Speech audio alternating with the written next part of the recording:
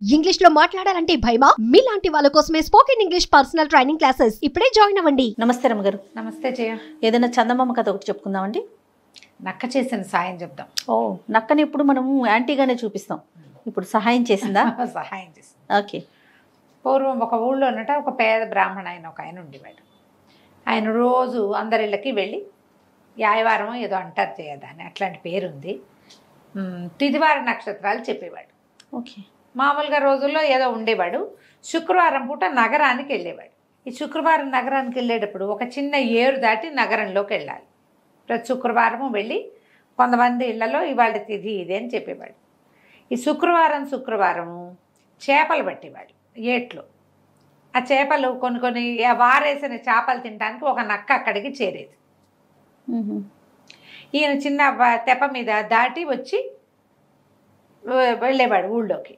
అయితే ప్రతి శుక్రవారము ఆ గట్టు మీద కూర్చునే నక్కకి తిదివార నక్షత్రాలు చెప్పేవాడు. నక్క బావా బాగున్నావా అని నక్కని పలకరించి, ఇవాళ శుక్రవారం, సప్తమి శుక్రవారం, ఇవాళ వర్జం ఇది, దుర్ముహూర్తం ఇది అంటే నాకెందుకు బ్రాహ్మడా చెప్తావు అనేది. అంటే గట్టు దిగ్గానే మొదట నువ్వే కనపడతావు, ఊరు అక్కడి నుంచి మొదలు కదా, నువ్వు కనపడతావు, నీకు మంచి మాట చెబుదామని చెప్తున్నాను అనేవాడు. ప్రతి శుక్రవారము తిదివార వర్జ్యాలు అది వినేది నక్క. అయితే కొంచెం ఏదైనా ఈ బ్రాహ్మడికి సాయం చేద్దంటే అదేమో మాంసం ముక్కలు తింటుంది, బ్రాహ్మడికి ఏం పెడుతుంది? అదే అందుకని బ్రాహ్మణ్ చూడగానే తోకాడిచ్చేది కానీ ఏమీ చెప్పేది కాదు. అయితే ఏమైందట, ఆ ఊరికి ఒక రాజుగారు ఉండేవారు, ఈ నగరానికి.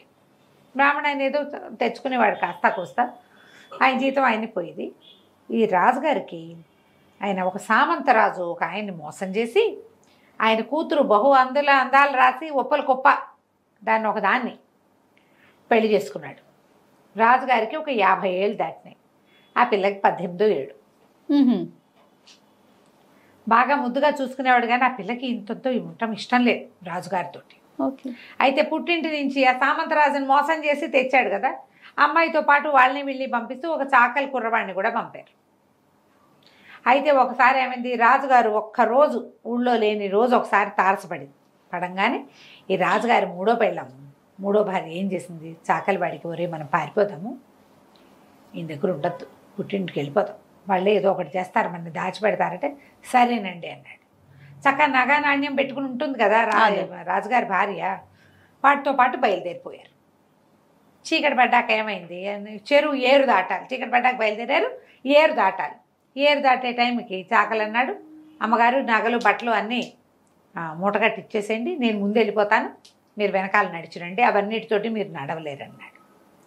అది బాగానే ఉందని ఏం చేసింది, మొత్తం అన్ని ముక్కుబడితో సహా నగలన్నీ మూటగట్టేసింది. పట్టు చీర కూడా విపదీసి చిన్న చుట్టబడి చేతిలో పెట్టి ఒక చిన్న పాత చీర గోచిగా పెట్టుకుని అలాగా ఊరికే నీళ్ళల్లోకి దిగడానికి వీలుగా ఓ చిన్న చీర ఏదో కట్టుకుని ఈవిడ మెల్లిగా గట్టు దిగే లోపల వాడు దబా దబా దబా ఏరు దాటేశాడు.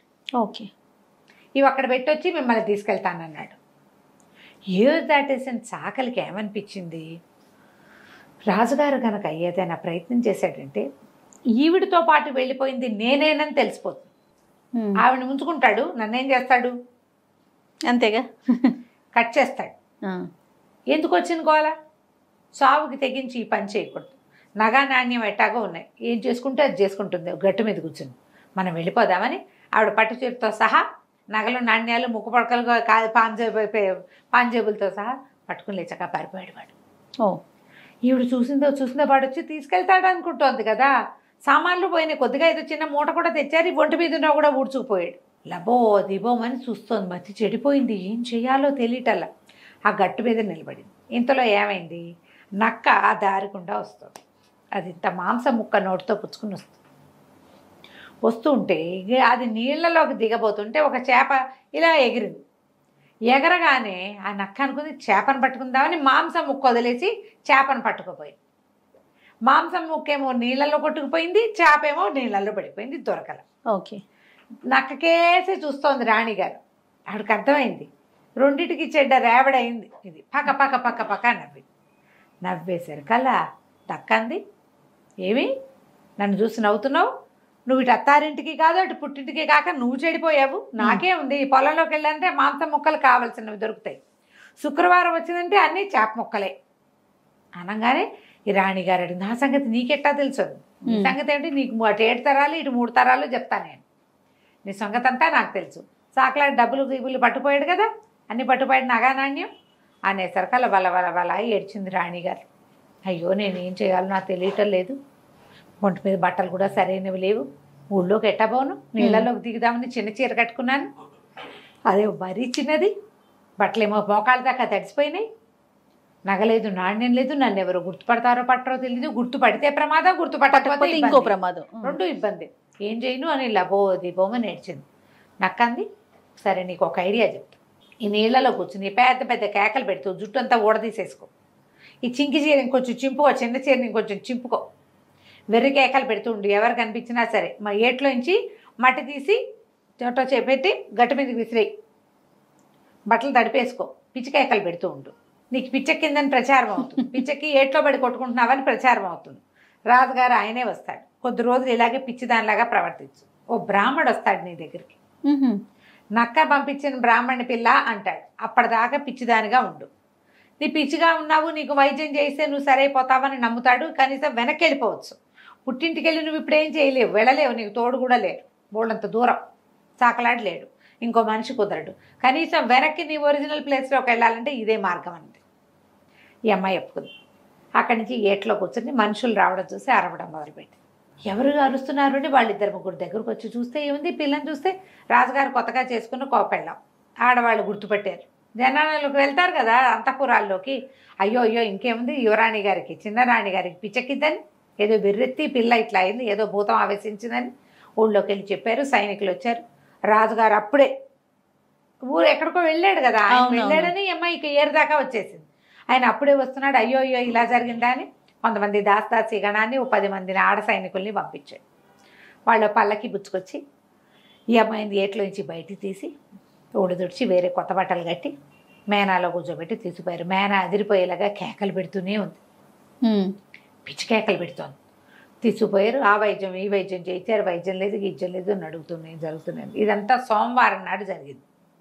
శుక్రవారం దాకా కథ నడిచింది. శుక్రవారం పొద్దున్నే బ్రాహ్మడు నక్క దగ్గరికి నక్కకి వారం వర్జం చెప్పడానికి వచ్చాడు. ఆయన ప్రతి శుక్రవారం ఊళ్ళో వస్తాడు కదా. ఈ నక్కంది, బ్రాహ్మణ ఆయన నువ్వు ఇన్నాళ్ళ నుంచి నాకు వారం వర్జం చెప్పి చాలా మేలు చేస్తున్నావు, నాకు నీకు కూడా నేను ఒక మేలు చేస్తా, యువరాణిగా చిన్నరాణి గారికి పిచ్చెక్కింది, నువ్వు వెళ్ళి ఆ పిచ్చి కుదుర్చు అనేసరికల బ్రాహ్మణ అన్నాడు, నాకు అవేమి రావు బావా, నాకు వచ్చింది ఏమిటి వారం వర్జం చెప్తా, పంచాంగం చూసి చెప్తా, పిచ్చిలు గిచ్చులు నేనేం కుదురుస్తాను, నాకు మంత్రం రాదు గింత్రం రాదు అనేసరికల నక్కంది, ఏమీ లేదు, నువ్వు కొంచెం మంచిగా వేషం వేసుకో, మంచి శాలువా ఒకటి కప్పుకో, వెళ్ళి పేరు రాణి గారికి పిచ్చి కుదురుస్తానని చెప్పు, నేను లోపల తీసుకెళ్తారు, కాసేపు హాం హీం అని మంత్రాలు చదువు, కాస్త గుగ్గిలం పొగయి, ఎర్ర పూలు పచ్చ పూలు అని పువ్వులు కావాలి అవి కావాలి ఇవి కావాలని హడావిడి చేయి, హడావిడి ఎంత అయ్యాక రాణిగారి చెవిలో నక్క పంపించిన బ్రాహ్మణి పిల్ల నేను అని చెప్పు, చాలు, రోగం అదే కుదిరిపోతుంది, నీకు మేలు జరుగుతుందని.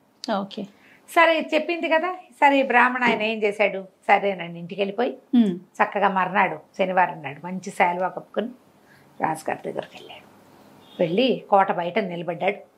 నిలబడేసరికి సైనికులు అప్పటికే ఎంతమంది వైద్యులు వచ్చారో, ఎంతమంది భూత వైద్యులు వచ్చారో, ఎవరు వచ్చినా అమ్మాయి గుణమే కనిపించట్లేదు. నీ పైపి దొంగ పిచ్చికి గుణమే ఎలా కనిపిస్తుంది. అక్కడి నుంచి లోపలికి ప్రవేశపెట్టారు. ఈయన ఎర్ర పూలు అన్నాడు, పచ్చ పూలు అన్నాడు, ఆకుపచ్చగా చెట్లు అన్నాడు, ఏమిటో అన్నాడు, గుగ్గులం పొగేయండి అన్నాడు. ఆ గదిలోకి ప్రవేశించాడు. అమ్మాయి దగ్గరికి వెళ్ళి ఆవిడ అరిచర్చి కేకలు పెట్టి జుట్టు పీక్కుని బట్టలు చింపేసుకుని నగలు తీసి విసిరేసి వచ్చిన వాళ్ళని కొట్టి పిక్కి పీకి రక్కి లాగి గందరగోళంగా ఉంది. అందరూ వెళ్ళిపోండి, నేను అమ్మాయితో ఏకాంతంగా మాట్లాడతాను అన్నాడు. అందరూ వెళ్ళిపోతే ఆ పిల్ల ఇంకా కేకలు పెడుతుంటే అమ్మాయి నేను నక్క పంపిన బ్రాహ్మణమ్మ అన్నాడు. అనగానే వెంటనే రాణిగారు బాబు దండాలండి అనగానే ఈయన ఏం చేశాడు, సరే పడుకో నీకు తగ్గిపోతుందని చెప్తాను, రేపటి నుంచి నువ్వు మామూలుగా ఉండని చెప్పి బయటకు వచ్చి రాణిగారిని పరీక్షించుకోండి, ఆవిడ జబ్బు కుదిరిపోయింది, ఆవిడని ఒక ప్రేతం పట్టింది, దాన్ని వదిలించాను, ఇదిగోండి సీసా అని చూపించాడు.